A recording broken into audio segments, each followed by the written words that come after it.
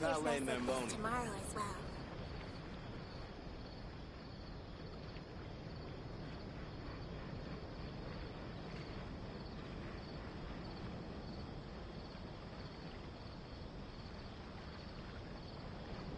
You think I've got a sharp tongue? I just tell it like it is. If someone can't handle it, maybe that's their problem.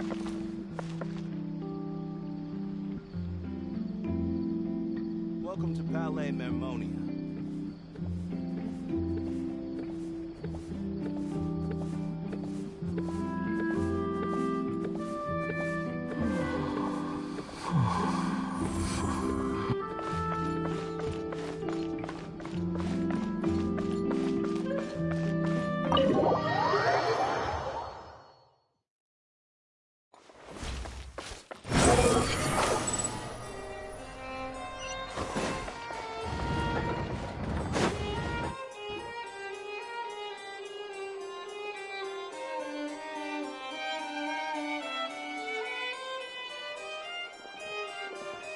It's been a while, Monsieur Neuvillette.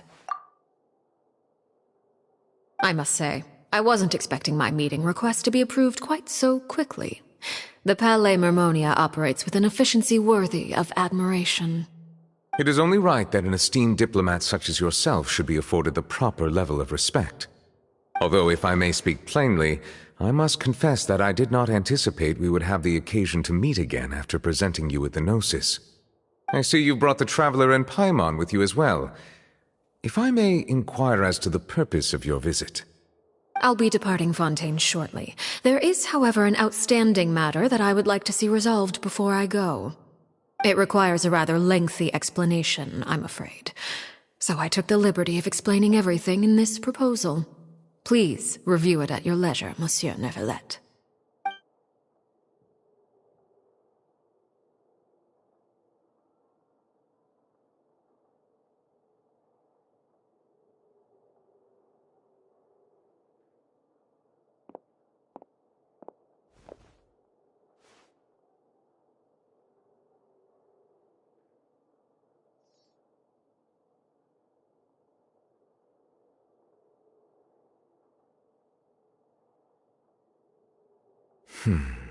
I understand your request. However, at the risk of causing offense, I must admit that I fail to see why you would wish for such a thing. I heard you have a certain fondness for water tasting, Monsieur Neuvillette, so allow me to use water as an analogy. A family is like a large body of water with countless rivers flowing in and out. As someone who watches over this system, I would hope that each river that flows from the source will eventually reach the ocean. Of course, objectively speaking, I know this is impossible. Most of the rivers will dry up along the way, disappearing into the ground and leaving nothing but a barren riverbed behind. Not all rivers are destined to reach the ocean, but I would not see their existence rendered meaningless. I believe the water that flows within them is simply meant for a different destination, like a field in need of irrigation. Or perhaps the glass of a certain water-tasting enthusiast. Did you get any of that, Traveler? Your words paint an optimistic picture indeed. Allow me to remind you, however, few among us are willing to sip from a glass filled with tainted water. It may have been tainted at one point in time, but not to worry. I'll make sure it's strained of all impurities and returned to its cleanest form.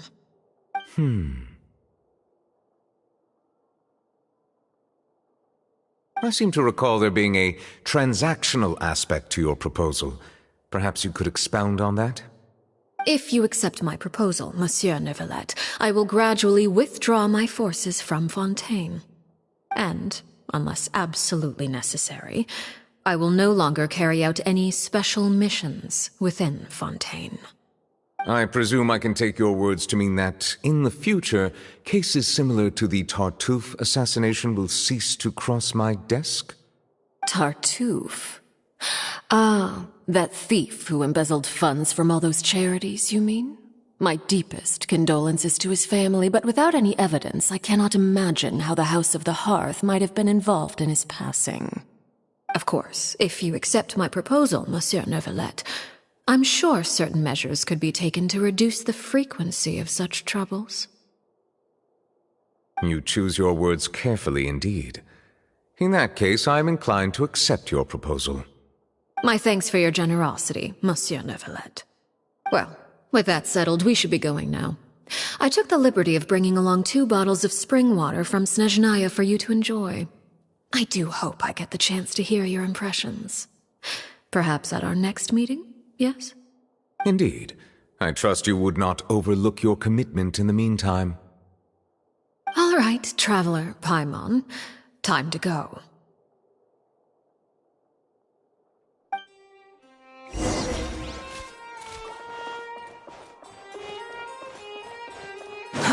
Too slow.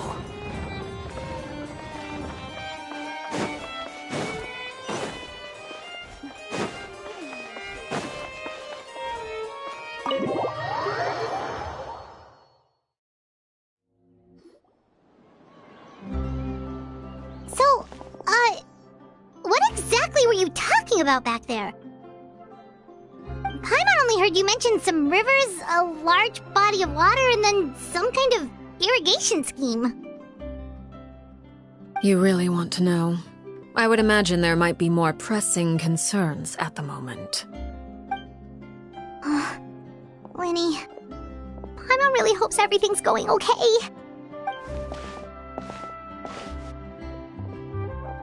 Oh, Paimon recognizes that look. You've got your thinking cap on, don't you, Traveler?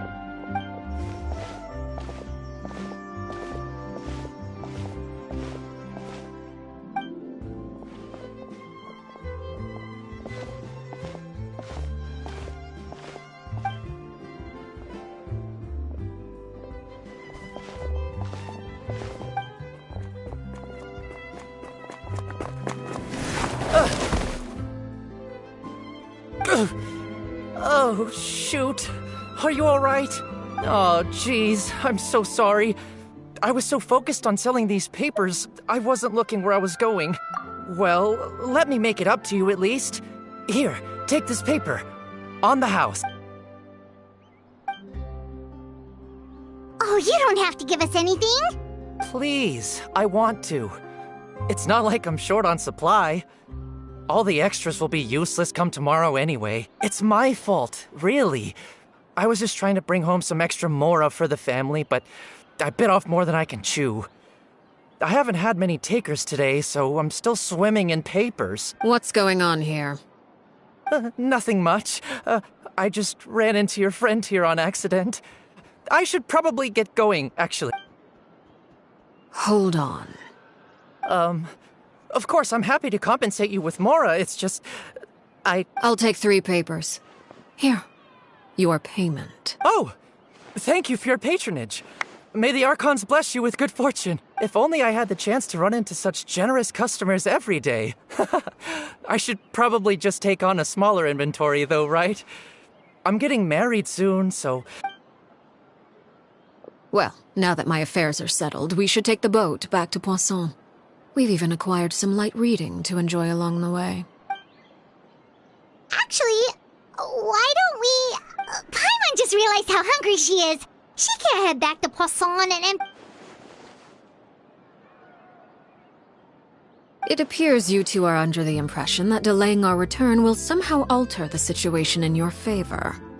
I'm sorry to ruin your fantasy, but your efforts are meaningless. That being said, I could be persuaded to give Linny some extra time. I just have one condition. If you agree to my request, I'll even answer some of your questions. You're quite curious about Claire V, are you not? And my relationship to her. Wait, why are you being so generous all of a sudden? You're not gonna ask us to do something bad, are you? You overestimate yourself. You don't have the talent for bad things. Then what can you possibly... The most important consideration in a negotiation is that both sides receive something they want. Demands and threats only get you so far. Wonderful. Here it is. When the time comes, make the choice that you deem most appropriate in the situation, and lend your help to the House of the Hearth. Okay. Sounds normal enough. But what do you mean, when the time comes? When is that supposed to be? That is for you to decide. Then we have a deal. Follow me.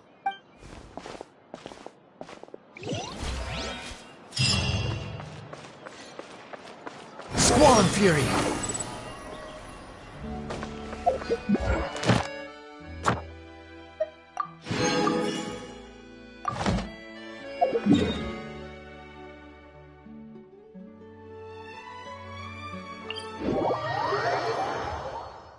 You want to use my hat as an umbrella? The wind rises.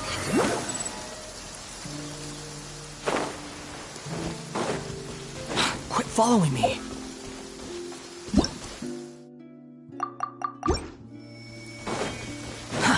Too slow. Behold!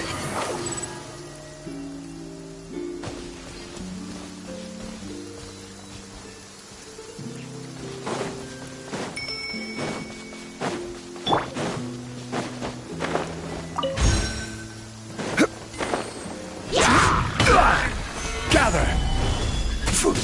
The wind rises.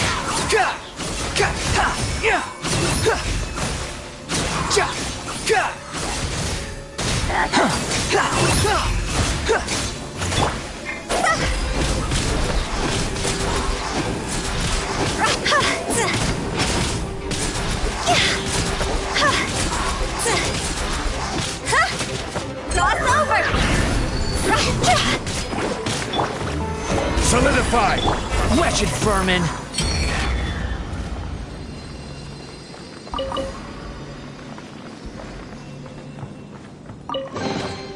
Huh.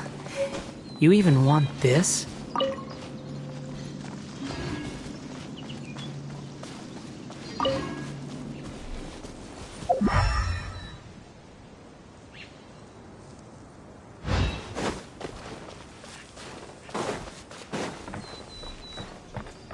Squall Fury!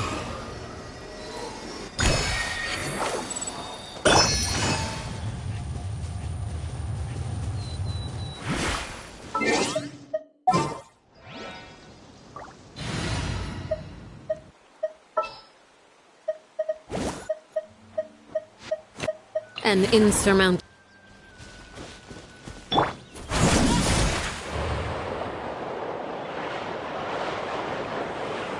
How about we explore the area ahead of us later?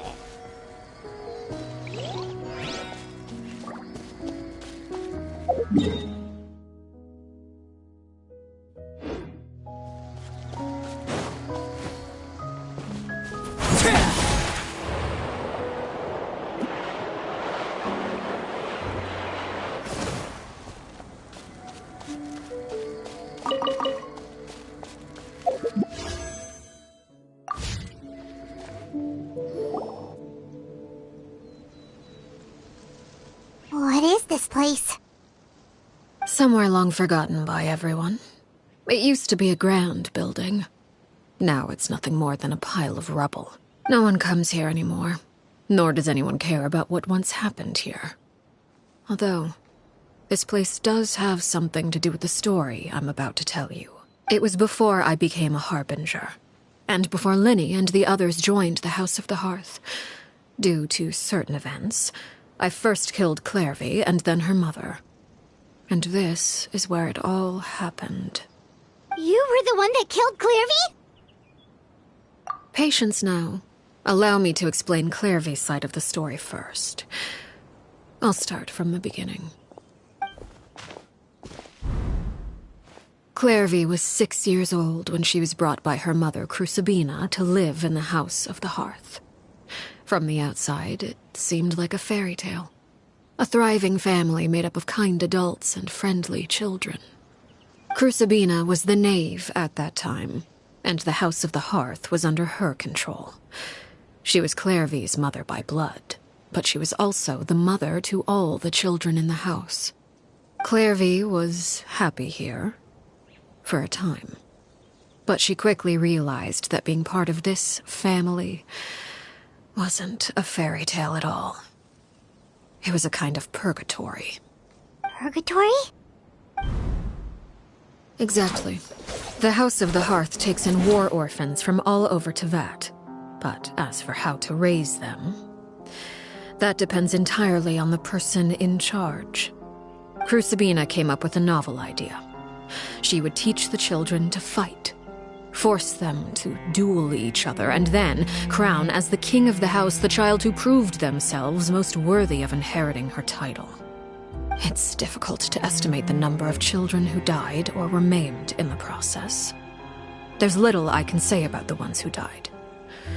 The ones that emerged with permanent injuries, on the other hand, well, they still served a purpose. They would be handed over to the doctor to be experimented on, or sent away on dangerous missions. Nothing more than tools to be used and then discarded. So those were the experiments Clairvy was talking about. But what actually happened to her? You said that Clairvy was Crucibina's daughter, so if Clairvy tried to convince her to stop what she was doing, Crucibina probably would have listened, right? Despite being Clairvy's mother, Crucibina cared little for her daughter. She forced Clairvy to join the House of the Hearth only as a means to demonstrate her own impartiality as a mother, to prove that she treated all her children equally. Clairvy did try to convince her mother to change her ways, but it was to no avail. After her efforts failed, the only other option was to rise up and try to fight back. Unfortunately, the other children had already been thoroughly indoctrinated into the illusion of happiness Crucibina had created. Of course, there was one exception. Someone Clairvy's age who knew the truth about the House of the Hearth. Her name was Peruere. Wait, the friend that Clairvy mentioned? Friend, huh? I suppose we can call her that for now. Clairvy was a cheerful and passionate person with a tenacious spirit. Peruere, on the other hand, was rather cold-blooded. Her cold-blooded nature allowed her to see through Crucibina's facade. Yet, it was also this cold-bloodedness that prevented her from acting against it. At least at first.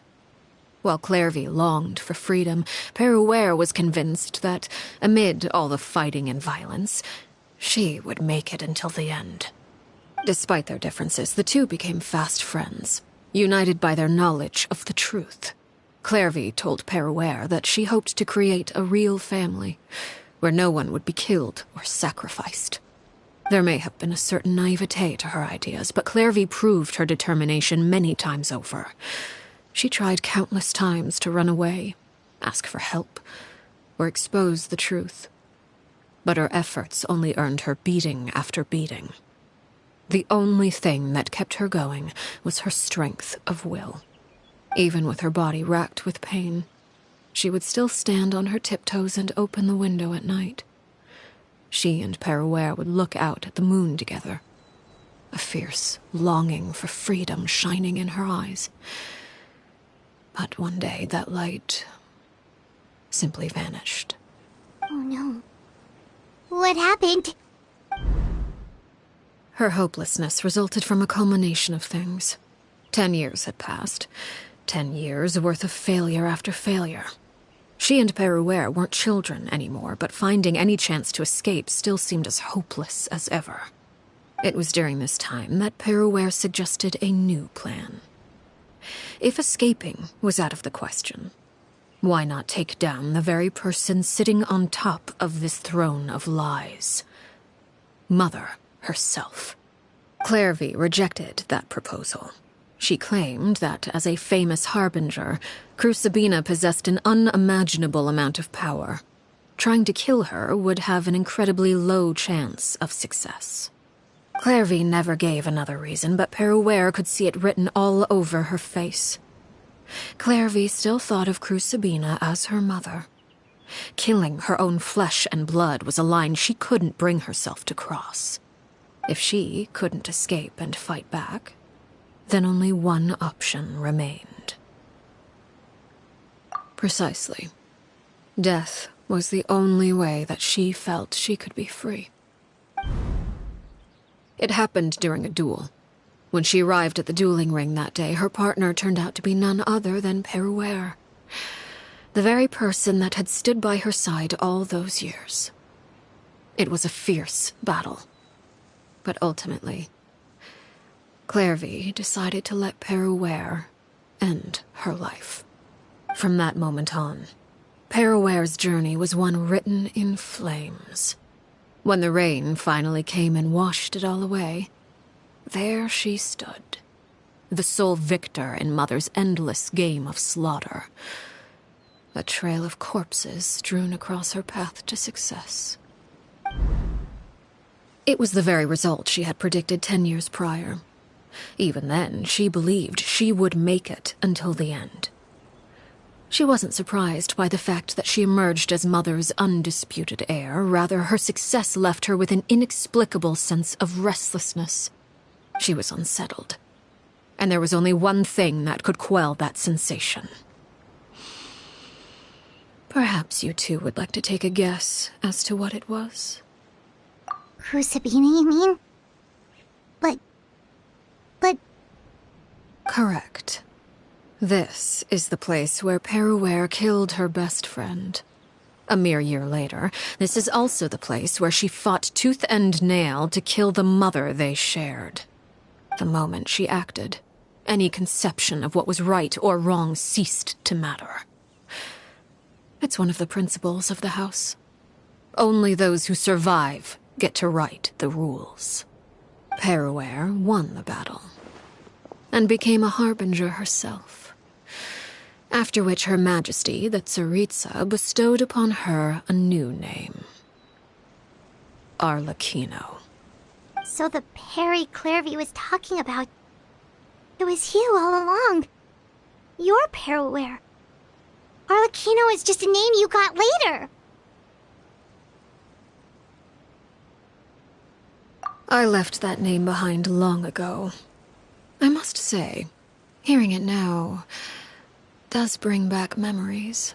After I defeated Crucibina, the moniker of Mother died with her. I chose to forego the title she called herself, and even chose to give up my own name. I rebuilt the House of the Hearth under a new identity. Not only as Arlecchino, but as father. And that is where the story ends. Any more questions? Yeah. Based on what you just told us, Clairvy wasn't a little kid when she was killed. So the Clairvy we met... Was she really a spirit at all? I suppose you could call her an illusion born of flame. Her existence is like ashes to a fire. Something left over in the wake of blaze and ruin. You see, a certain power runs through my veins. It's not unlike a curse. My flames leave behind shadows of anything they consume. Of course, the chances of those shadows morphing into a sentient entity are exceedingly slim. Clairvy is a very special case. Clairvy died when she was 16 years old. But what emerged from the flames was her 6-year-old self. Her appearance wasn't the only thing affected. Most of her memories were lost to the blaze as well. Memory is a mysterious thing indeed. Losing a portion of your memories will alter your sense of self. Lose 10 years' worth, however, and it would be like living in the past. Like returning to a version of yourself that never grew up. No wonder Paimon got such a weird feeling when we were talking to her. Perhaps I should put it this way. Clairvy is someone trapped in time. It may seem like she exists with us in the present, but she truly lives in the confines of her own past. So if all of that is true, then you must have known about Clairvy for a long time. Indeed.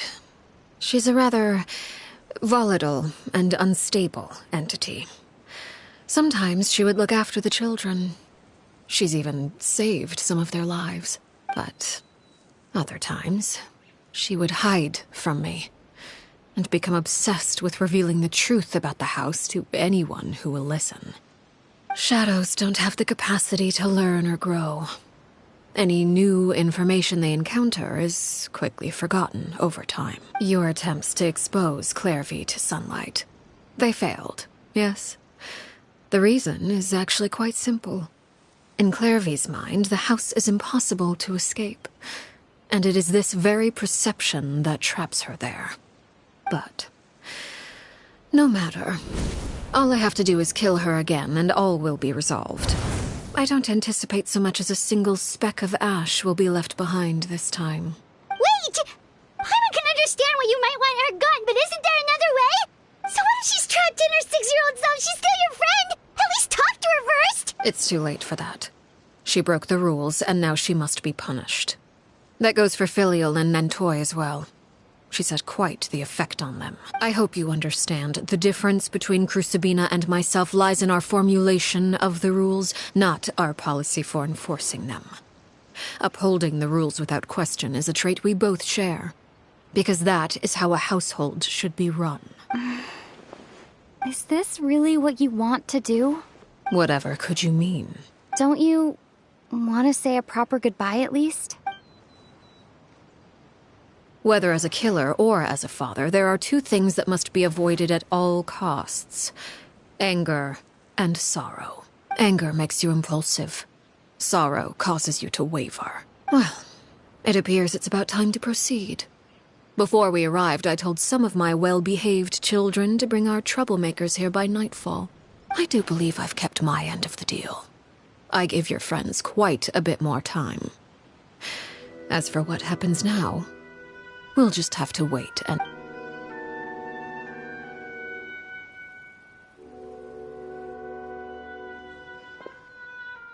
Here they are, Father.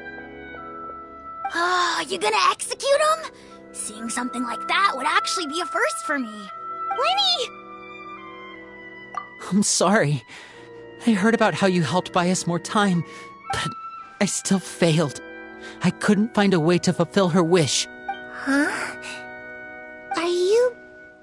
Perry? Indeed, it's been a while, Clairvy. Perry! Shh. Stay right there. I'm sorry to postpone our reunion, but first I believe certain scores need settling.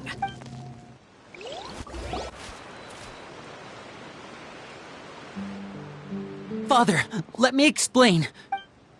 Out of my way. Father! You chose to conceal a threat to the house, and for that, you must be punished. Overall, however, I suppose your wrongdoing is hardly the most egregious of the bunch, so I'll deal with your punishments later. As for right now, the more pressing concerns are the traitors among us. By traitors? Do you mean us? Father, let me explain. We didn't mean... Fultz, why don't you share what you heard? Yes, Father. Secret Midnight Meeting number 3. Participants, Filial, Nantoy, Sato, Toddy. Nantoy clearly said, if only Father wasn't the one who took us in. Sato added, I'm sick of this life. I just want to live as a normal person. Filial was the worst of them all. She called us crazies and said a bunch of mean things about Father. I did not! You're lying! Fultz is trying to frame us. It's not like I'm the only one who heard those things. After that, you and Toddy and a bunch of other people started talking about Clairvy. You were using all those things Clairvy brought up as an excuse to question Father. We're birds locked in a cage. The only way out is to destroy it. That's what you said, wasn't it? You little... You just want me gone, don't you? What did I ever do to you, huh? And you, Sheplo, have you forgotten who stood by your sickbed, watched over you, and changed your dressings? Come on, let's hear it then. What's your reason for all this? You're wrong, Filial. We don't want you to die. You're our family. Liar. You wouldn't be doing this if that were the case. So why? Why have you backed us into a corner? We all live in the House of the Hearth. You know the type of work we do, Filial. A single betrayal can cost dozens of us our lives. It's not like it's never happened before. That kind of thing is hard to forget. That's why the House of the Hearth cannot tolerate any form of betrayal. Ever since we came to Poisson, you've had 7 secret meetings! A lot of the things you talked about really crossed the line. You've been spying on us for half a month? Wait a second. Now that I think about it, the move to Poisson was just a way to make it easier to spy on us, wasn't it? Because we were all in one place! You've had this planned all along! Filial, Nantoy, I owe you both my life. I owe Clarevy too. If it weren't for all your help after I got poisoned, I wouldn't be standing here today. If this were any other situation, I would do anything to repay that kindness, even if it cost me my life. But rules are rules. I'm sorry. My hands are tied. Why? Why? That's enough, Filial. We made a mistake, and we should own up to it. We broke the rules, plain and simple. And now we have to face the consequences. I'm sorry, Chaplot. Foltz. I'm sorry, Father. We accept our punishment. Chaplot, according to the rules of the House of the Hearth, how should these traitors be punished? All those who betray the house pay with their lives. And so it shall be.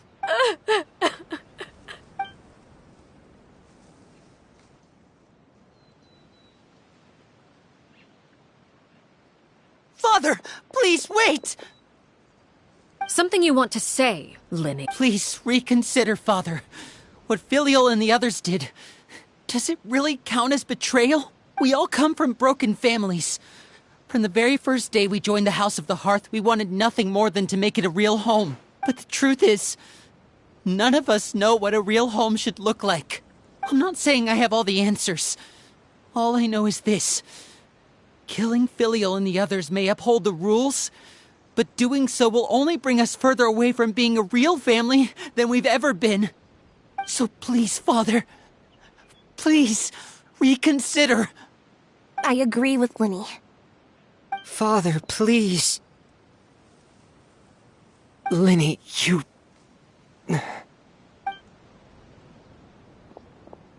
I also agree with Linny.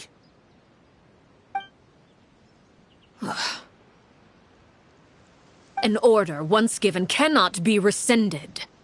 However, given the extent of your determination, I suppose we shall have to go about this a different way.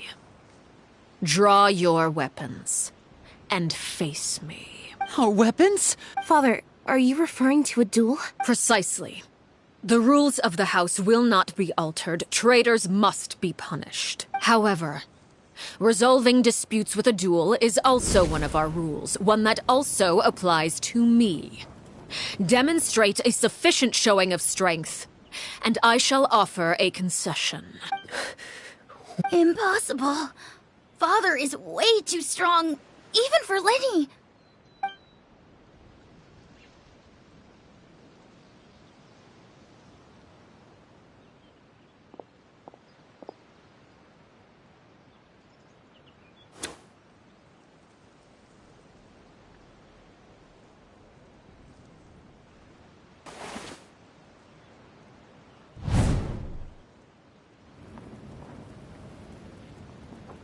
Did you hear that, Traveler?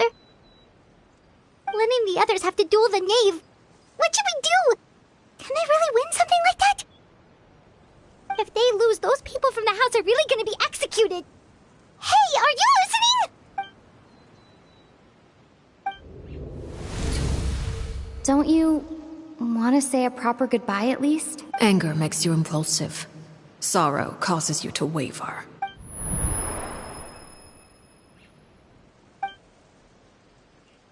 Oh, looking at that expression on her face, she seems really serious about this. Guess that means there's no chance she's throwing the duel on purpose, huh? When guests are around, families are often on their best behavior. And any disputes are less likely to escalate. When the time comes, make the choice that you deem most appropriate in the situation. and lend your help to the House of the Hearth. What's wrong, Traveler? Hey, where are you going? Traveler? You're asking to join the duel against the Knave? I'll allow it. We do have a ready-made dueling ring at our disposal, after all. All I would advise is this. Keep a firm grasp on your weapon, and give it your all. Any less, and you may just lose your life.